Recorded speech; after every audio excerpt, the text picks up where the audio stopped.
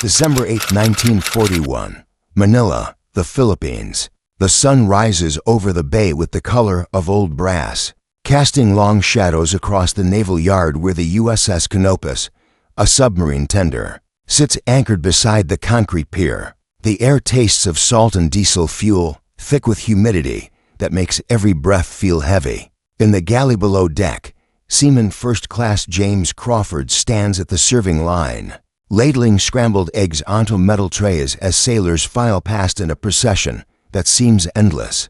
The eggs are fresh, delivered yesterday from a supply depot in the city. There is bacon too, cooked crisp, and bread baked that morning, and coffee brewed strong enough to strip paint.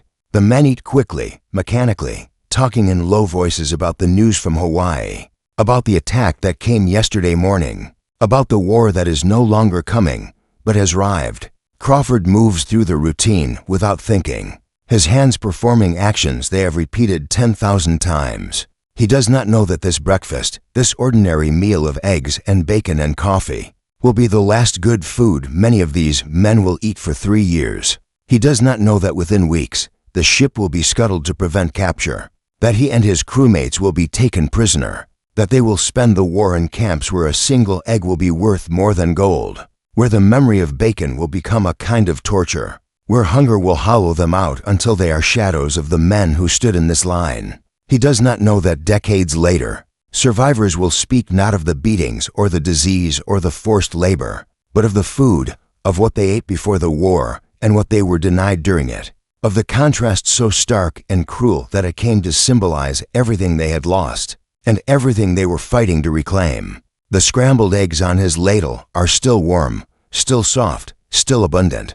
He serves them without ceremony, without recognition of their significance. It is simply breakfast. It is simply another day. But it is the last day before the world changes, before abundance becomes scarcity, before the taken for granted becomes the desperately missed. The story of World War II, as taught in textbooks and commemorated in monuments, is a story of battles and campaigns, of strategic decisions and turning points, of generals and politicians, and the great movements of armies across continents. It is a story told in broad strokes, focused on outcomes and consequences, on the liberation of Europe and the defeat of fascism and the emergence of a new world order. It is a necessary story, an important story, but it is not a complete story. Beneath the grand narrative, woven through the margins and footnotes, are thousands of smaller stories, moments of individual experience, incidents of profound strangeness, episodes that reveal the texture and complexity of the war in ways that the official history cannot capture. These are the stories they never taught you, not because they are unimportant, but because they are too specific, too odd, too human to fit into the simplified frameworks that education demands. They are stories of confusion and improvisation, of absurdity and tragedy intermingled, of the ways in which ordinary people navigated extraordinary circumstances. They are stories that resist neat conclusions, that complicate the narratives of heroism and villainy, that reveal war not as a coherent sequence of events, but as a chaotic and often inexplicable experience that defied understanding even for those who lived through it. These stories matter because they illuminate aspects of the war that the conventional narrative obscures: the role of logistics and supply in determining outcomes, the psychological impact of captivity and deprivation, the cultural misunderstandings that shaped interactions between enemies, the ways in which material abundance became a weapon as potent as any bomb or bullet. They matter because they show that war is fought not only by nations and ideologies, but by individuals carrying the weight of their own needs, fears, and memories. One such story begins not with combat, but with food, specifically with the rations that American forces carried into battle and the profound effect those rations had on enemy soldiers who encountered them. The standard American K-ration, introduced in 1942, was a self-contained meal packaged in a waxed cardboard box. It contained canned meat, biscuits, a chocolate bar, a fruit bar, chewing gum, cigarettes, instant coffee, sugar tablets, and water purification tablets. The C-ration was more substantial: canned stew or hash, crackers, candy, and a variety of supplementary items. These rations were designed for caloric sufficiency and logistical efficiency. They were not luxurious. Soldiers complained about them constantly, deriding the canned meat as unidentifiable and unpalatable, mocking the biscuits as hard enough to break teeth. But they were abundant. Every American soldier in the field was guaranteed 3 meals a day, every day, without exception. The supply chain that delivered those meals, the ships and trucks and warehouses, the quartermasters and cooks and logistics officers functioned with a reliability that seemed almost miraculous to soldiers from other nations. German and Japanese forces had no equivalent system. Their supply lines were strained, vulnerable, subject to disruption by enemy action and the sheer distances involved. By 1943, German soldiers on the Eastern Front were subsisting on reduced rations, black bread, thin soup, occasional potatoes. Japanese troops in the Pacific, cut off from resupply by Allied naval dominance, faced starvation. On Guadalcanal, on New Guinea, on dozens of remote islands, Japanese soldiers ate leaves, bark, roots, anything they could find. Thousands died not from combat, but from malnutrition and the diseases that accompany it. The contrast between American abundance and Axis scarcity was not accidental. It was the product of industrial capacity, agricultural productivity, and logistical sophistication. The United States, isolated from the fighting by oceans, possessed resources that its enemies could not match. American farms produced more food than the population could consume. American factories turned out supplies at rates that defied comprehension. American logistics transformed that productive capacity into combat power, ensuring that every soldier, sailor, and airman was fed, clothed, and equipped to a standard that exceeded anything the Axis could provide. For the enemy soldiers who encountered this abundance, the experience was transformative. Japanese troops who overran American positions in the Philippines. In 1942 discovered warehouses stocked with food, crates of canned goods, sacks of rice, barrels of sugar, cartons of cigarettes. They found supply depots on Bataan that contained more provisions than entire Japanese divisions received in a month. The discovery was bewildering. The soldiers had been told that America was weak, decadent, on the verge of collapse. They had been told that the war would be brief, that American forces would crumble under pressure, that the United States lacked the will and the capacity to fight. But the warehouses told a different story. They spoke of an industrial and agricultural power so vast that it could afford to stockpile food in the middle of a combat zone, so confident in its logistics that it could guarantee abundance even at the furthest reaches of its supply lines. The Japanese soldiers looted the warehouses, of course. They took what they could carry, canned meat, chocolate, cigarettes. They ate until they were sick, unaccustomed to the richness and quantity of American rations. And then they continued their advance, pushing the American and Filipino defenders up the peninsula toward the last redoubts at Corregidor. But the memory of those warehouses lingered. It planted a seed of doubt, a quiet question that would grow louder as the war progressed. If the enemy could afford to leave so much food behind, what else did they have? How could Japan, with its limited resources and overstretched supply lines, hope to defeat an adversary whose abundance seemed limitless? The same realization came to German soldiers on the Western Front after D-Day. As Allied forces advanced through France in the summer of 1944, German troops who were captured or who overran American positions discovered the same pattern of abundance. Prisoners of war were astonished by the rations they received: white bread, real coffee, meat, vegetables. The meals were better than what German civilians were eating at home, better than what German soldiers had eaten even in the early years of the war, when victory seemed certain. For men who had been subsisting on ersatz coffee, sawdust extended, bread, and soups so thin they were barely more than flavored water, the American rations were a revelation. They represented not merely a difference in supply, but a fundamental disparity in national capacity. The United States was not struggling to feed its soldiers. It was feeding them well, casually, as a matter of routine, and if it could do that for millions of men spread across the globe, what else could it do? The question haunted German soldiers as they retreated across France. As they dug in along the Siegfried Line, as they watched the skies fill with Allied bombers and the roads clog with Allied trucks, they had been told that Germany was engaged in a struggle for survival, that the war was existential, that defeat meant annihilation.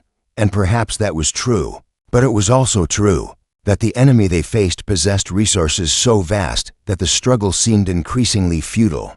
The abundance of American rations became, for many German soldiers, a symbol of inevitable defeat. It was proof that they were not merely outfought, but outproduced, that the war would be decided not by courage or tactics, but by the cold calculus of industrial capacity. The psychological impact of this realization cannot be overstated. Soldiers fight for many reasons: for ideology, for comrades, for survival, for the belief that their cause is just or their victory possible. But morale depends on hope, on the conviction that sacrifice has meaning, that the war can be won, or at least that the fighting serves some purpose. When that hope collapses, when soldiers conclude that defeat is certain and that their efforts are futile, the will to resist erodes, desertion rates climb, units surrender rather than fight to the last man, the machinery of war begins to seize up, not because of material shortages or tactical failures, but because the men who operate that machinery lose faith. This erosion of morale, driven in part by the visible evidence of Allied material superiority, was a significant factor in the collapse of Axis resistance in the final year of the war. It was not the only factor. Of course, military defeats, strategic blunders, the destruction of transportation and industrial infrastructure all played their roles, but the psychological weight of facing an enemy whose abundance seemed inexhaustible, whose soldiers were better fed and better supplied than your own, whose logistics functioned with clockwork precision while your own forces scrounged for scraps, that weight was crushing, and it was symbolized, more than by any weapon or vehicle, by food, by the rations that American soldiers ate without thinking, that Axis soldiers coveted and marveled at, that represented the vast gulf between the two sides, not merely in military power but in the fundamental capacity to sustain a modern war.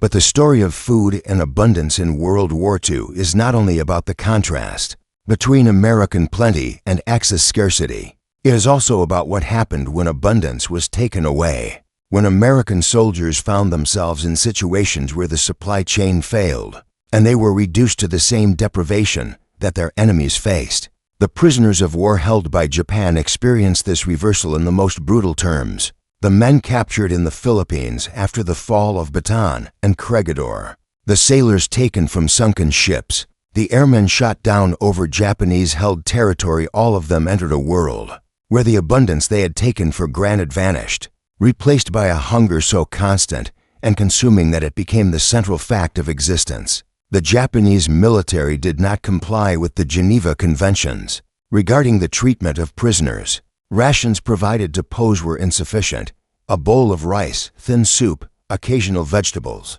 The caloric intake was approximately 1,000 to 100 calories per day, less than half what an active man requires. Prisoners lost weight rapidly, their bodies consuming muscle and fat, then beginning to cannibalize organ tissue.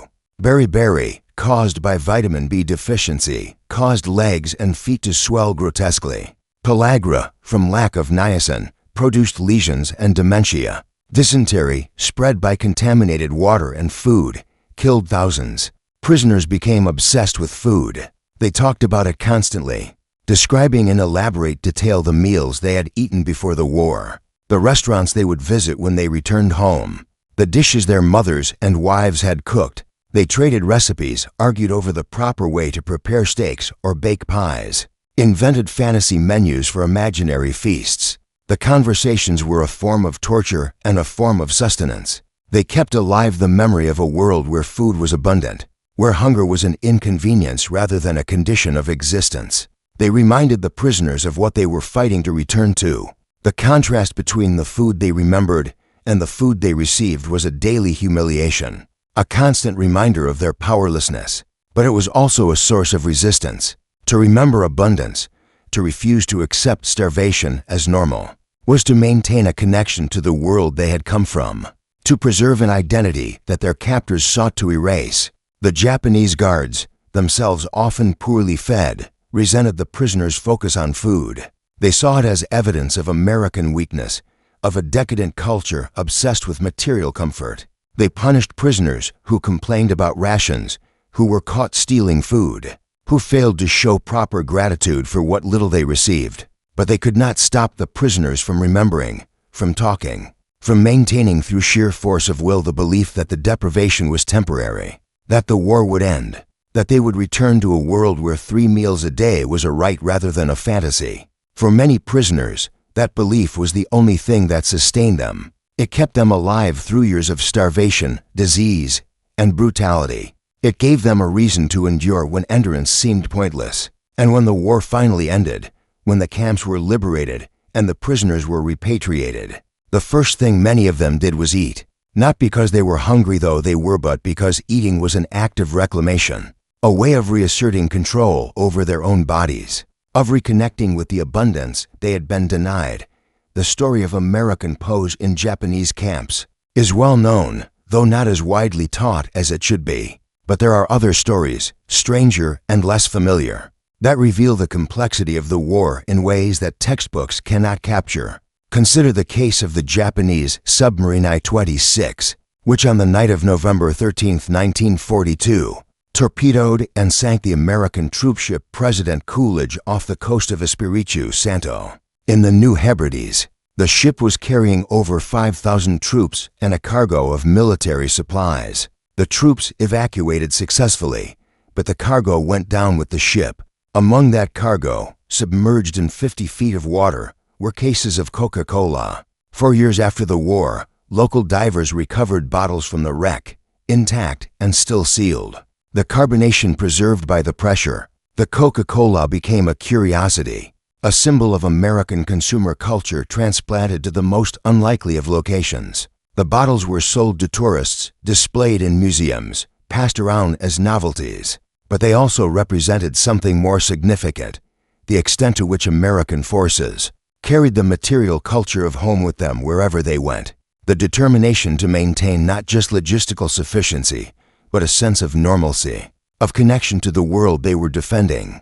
Coca-Cola was not a military necessity. It provided no tactical advantage, but it was shipped across the Pacific in vast quantities because American planners understood that morale depended not only on food and ammunition, but on the small comforts that reminded soldiers of home. The Coca-Cola on the bottom of the harbor, preserved for decades, was a monument to that philosophy, a testament to the idea that abundance was not merely a matter of survival, but of identity.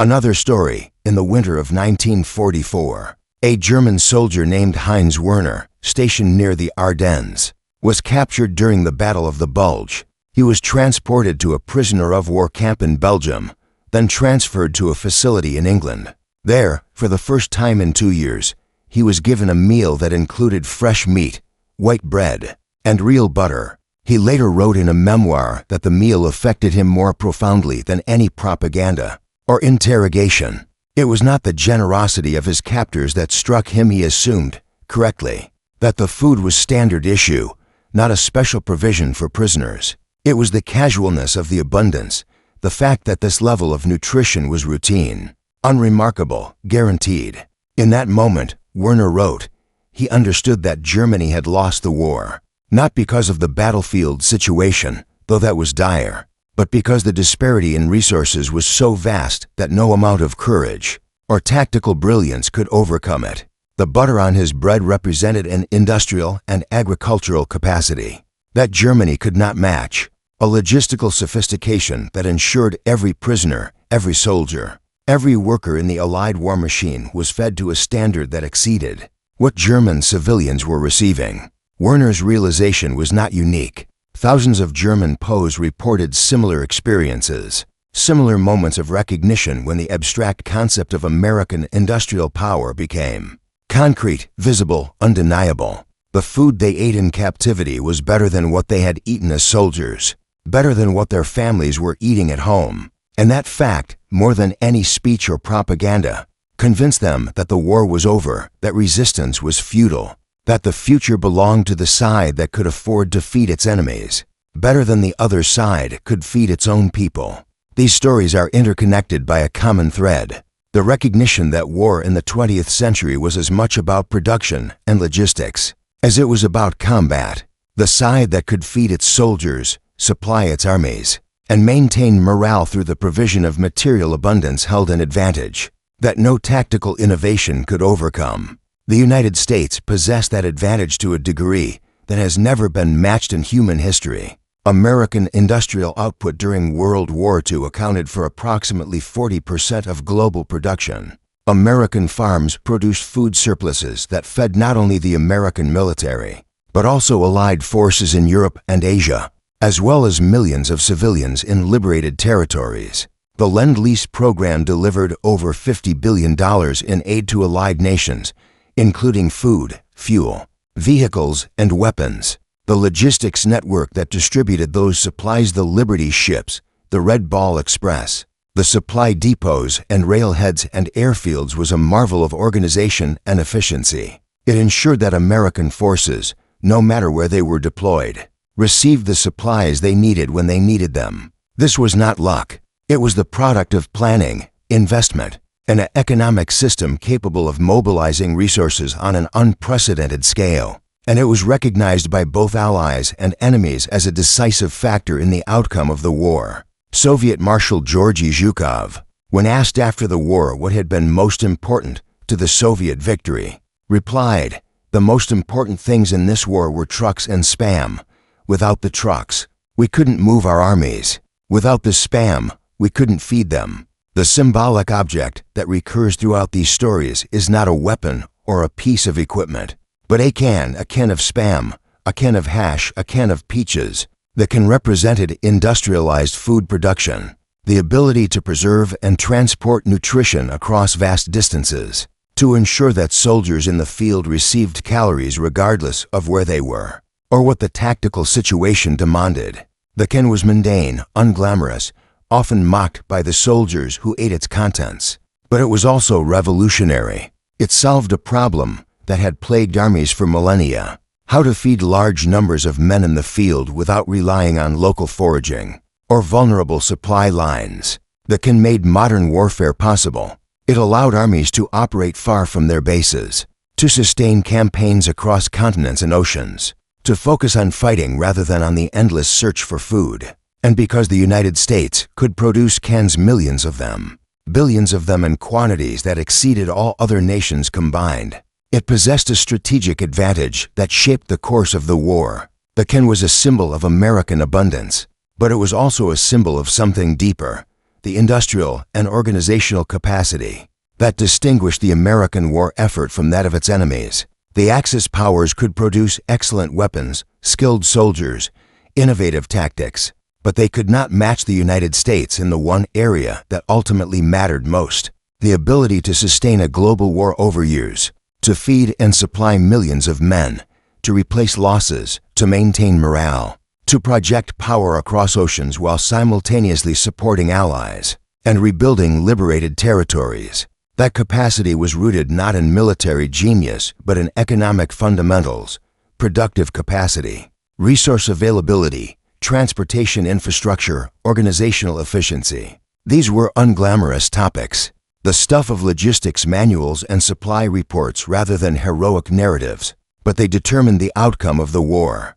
The transformation that these stories illustrate is not a transformation of perception, the shift from expecting victory to accepting defeat, but a transformation of understanding. The soldiers who encountered American abundance, whether as enemies or as prisoners, came to understand that the war was being fought on terms that their own nations could not match. They had been taught to value courage, discipline, sacrifice, the warrior virtues that every military culture celebrates. And those virtues mattered, but they were not sufficient. The war demonstrated that in industrial age conflict, material capacity was as important as morale, that logistics was as decisive as tactics, that the side which could afford to waste resources to leave food in warehouses, to feed prisoners well, to ship Coca-Cola across oceans held an advantage that willpower alone could not overcome. This was a bitter lesson for soldiers who had been raised to believe that spirit could triumph over materiel.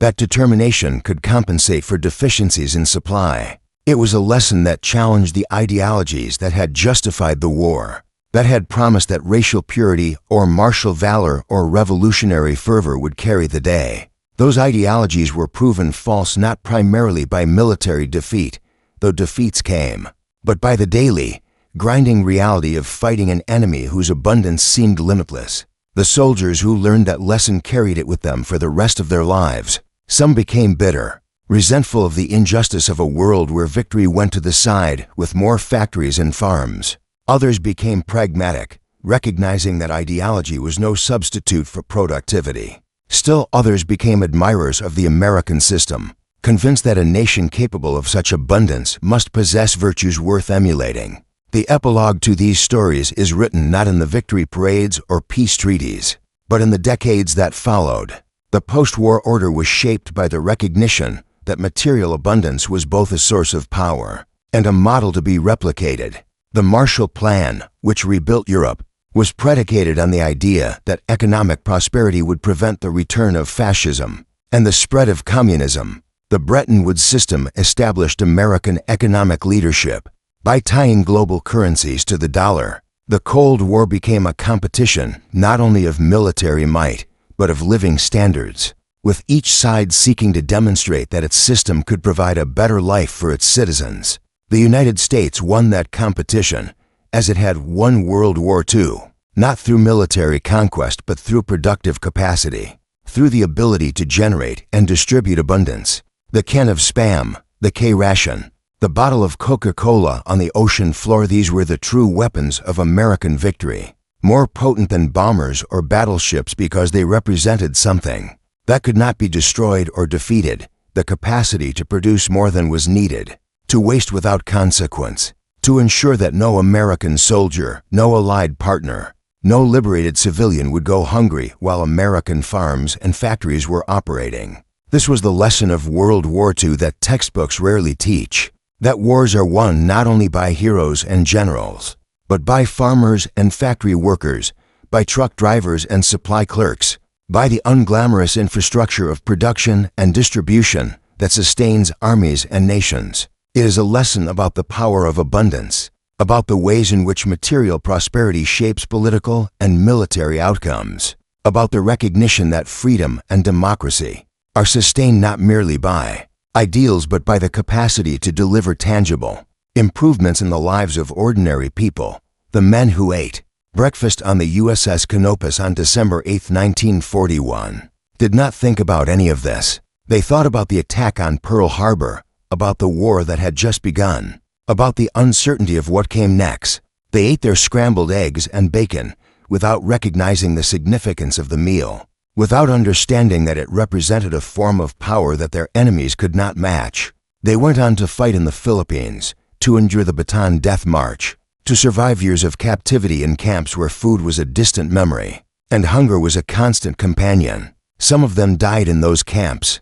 Others survived, returned home, and spent the rest of their lives remembering. What they remembered was not primarily the battles or the suffering, though those were real and terrible. What they remembered was the food, what they had eaten before the war, what they were denied during it, what they ate again when they were finally free. The scrambled eggs on the morning of December 8th became, in memory, a symbol of everything they had fought for, everything they had lost, everything they had reclaimed. It was a simple meal, unremarkable, ordinary, but it was also a manifestation of the abundance that defined America, that sustained its soldiers, that convinced its enemies of the futility of resistance. It was a promise, made tangible and edible, that the war would be won, that freedom would be preserved, that the world would return to a state where breakfast was a right rather than a privilege, where abundance was routine rather than extraordinary. That promise was kept. The war ended. The prisoners came home. The farms and factories continued to produce. The abundance that had been a weapon became a foundation, a basis for prosperity and security, a demonstration that the sacrifices of the war had purchased something real and enduring. The stories they never taught you are stories about that abundance, about the ways it shaped the war and the peace that followed, about the recognition that material prosperity is not separate from freedom, but essential to it, That a society which can feed its people, which can guarantee that no one goes hungry, which can afford to waste because it produces more than it needs, such a society possesses a strength that cannot be defeated by arms alone. These are stories about cans and rations, about warehouses and supply lines, about the scrambled eggs served on a December morning in Manila. They are small stories, marginal to the grand narrative, but they reveal truths that the grand narrative cannot capture, truths about the nature of power and the foundations of victory, truths that deserve to be remembered and taught,